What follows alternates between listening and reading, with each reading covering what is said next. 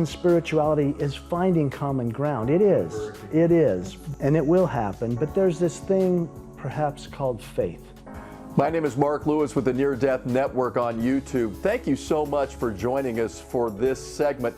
We would like you, if you don't mind, to like, share, and subscribe when you're done, and don't forget to leave us your comments as well. And many are hesitant to do it. Yeah. I was the It took me resistant 12 author. I years. resisted that book Yeah, it for... took me 12 years before I talked about it. I wouldn't say it to I didn't anybody. talk about it till I was in my I never 40s. spoke I about have it. 3 written, and my guides keep telling me, hold on.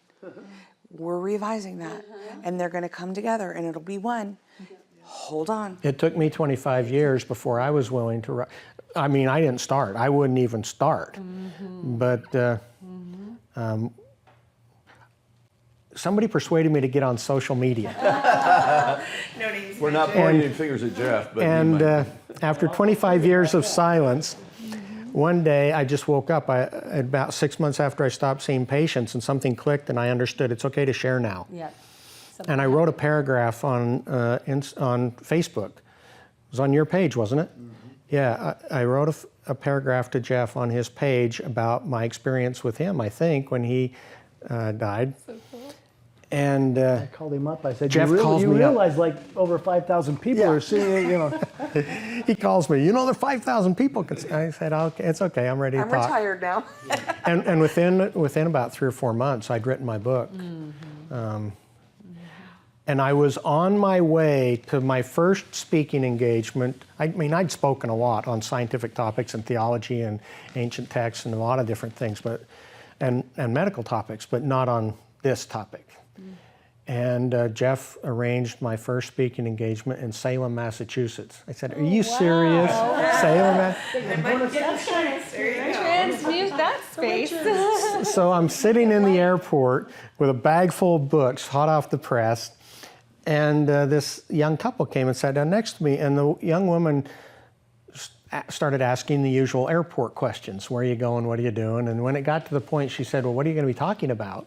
And I told her, and her whole expression changed. She goes, my grandfather just died, and he's come to me a couple of times. And I thought, why would you share something so intimate with a total stranger?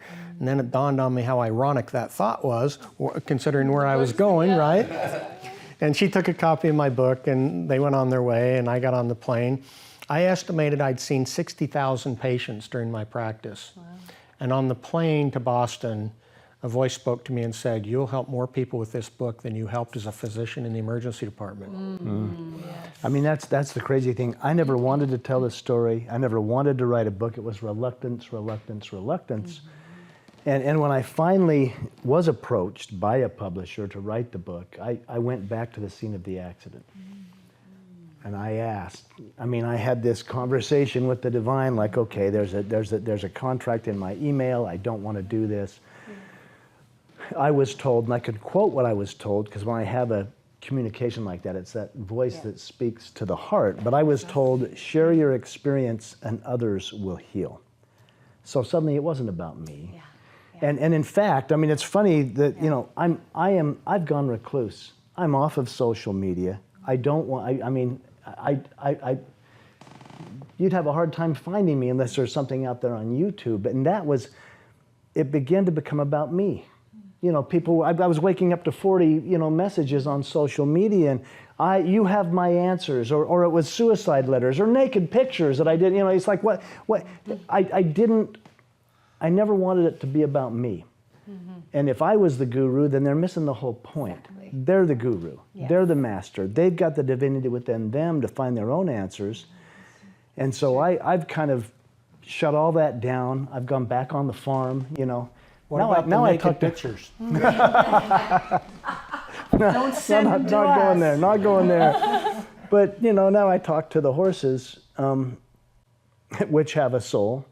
And I do believe, science and spirituality is finding common ground. It is. It's time. However, and it is time, and it will happen, but there's this thing perhaps called faith, where you may never prove anything. Raymond Moody says, I want to prove this. I want to have the research enough, and will you ever prove life after death? Will you ever prove this divinity within ourselves? Will you ever prove that there's something bigger than I am? I don't know. But Raymond Moody's a great example you bring up, because we both chatted with him this week. Yeah. And Raymond Moody studied this for 50 years, and he described himself as a skeptic and an objective researcher. And it was shortly after I published my book, and you and I had spoken together a few times and shared things, and he'd followed up on it. He'd read our books, and he'd heard us speak, I think, and he called me up. The first time I ever spoke with Raymond, he called me on my cell phone. I was with you, as a matter of fact. Yeah. And he said, I've been a skeptic researcher for 40 years, but after reading you and Jeff Olson's story and reading your books and hearing you speak, he said, I finally relinquished my skepticism, and I believe that there is an afterlife. Yes, Raymond. Well, and a lot of people don't know who he is, but he is life after life. He is the cornerstone of the NDE movement, I would say, in the mass populace, right, with his initial book. Yeah, his book, out Life After Life, has sold close to 15 million copies, I think. 1975 or 74, mid-70s. He named it near-death experience, although mine was death experience, and yours was death, and yours was death, and yours was death. But yeah, it's he's the guy. He was the first one who started talking about this. Well, when you talk about skeptics, too, Actually, if you talk with Raymond Moody, he'll say what really got him started was when he was a grad student, because he had a PhD before he went to med school.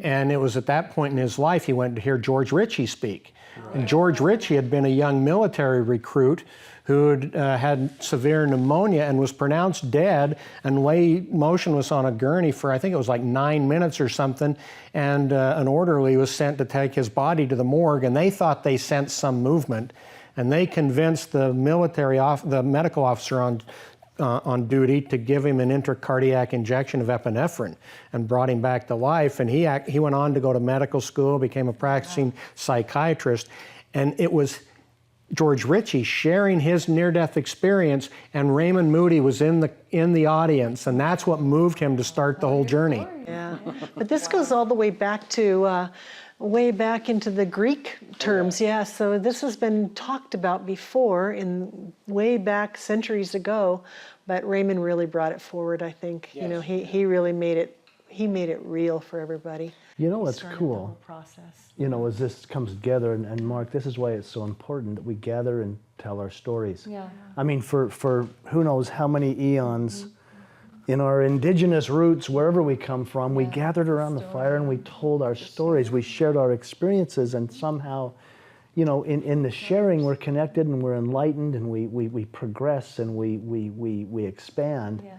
And we're doing it now. I mean, maybe as science and spirituality emerge, that's very important, but as human beings, maybe we're doing what we always did. And we're supporting each other the way we always have, and that's what's so powerful about it.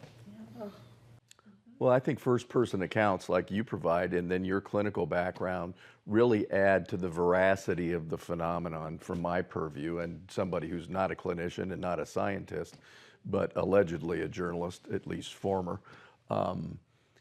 Because a skeptical mind, like you said earlier, it's good to ask questions, but at some point, you know, faith without works is dead. So you got to accept things on faith, and you know, if somebody just talks a good game but doesn't follow up with actions, then we know.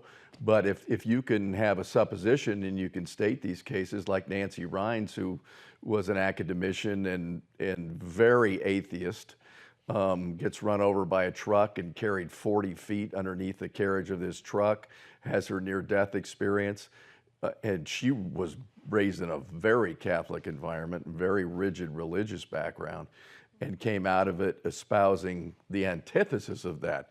No, that's not it. And she was like, whoa.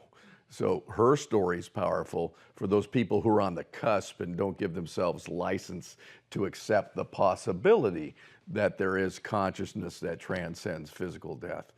You know, we're in the echo chamber. I think most of us all, you know, agree with one another.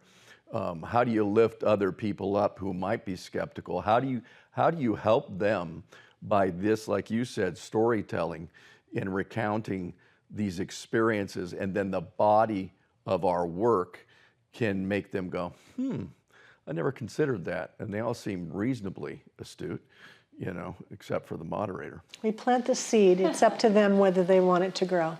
We plant the seed. That's all we can do. We do this.